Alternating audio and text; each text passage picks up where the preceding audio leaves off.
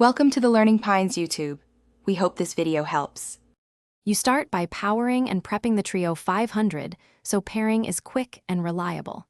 Plug in its USB-C charger and charge for 30 to 60 minutes if the battery is low. Make sure the device you'll pair supports Bluetooth HID or has a free USB-A port for the 4 GHz dongle. Slide the power switch on, then press and hold the connect button for 3 to 5 seconds until the LED blinks. That indicates pairing mode, and we move to the next step. Once the LED blinks, open your device's Bluetooth menu and choose Samsung Keyboard Trio 500 or plug the 4 GHz dongle into a host USB port. You'll see a prompt to accept pairing. You should accept, and if required, type a PIN shown on screen. Next, assign your devices to slots using FN +1, 2, or 3.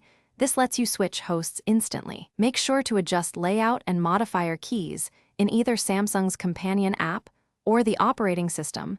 You'll now use the Trio 500 by switching hosts with FN plus the slot number.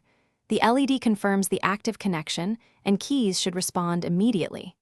Keep firmware current through Samsung's app to fix bugs and enable new features, and charge before it falls below 20% for consistent performance.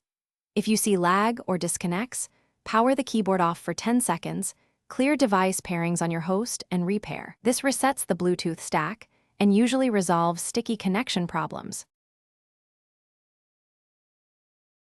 Thanks for watching. Consider subscribing if we helped you.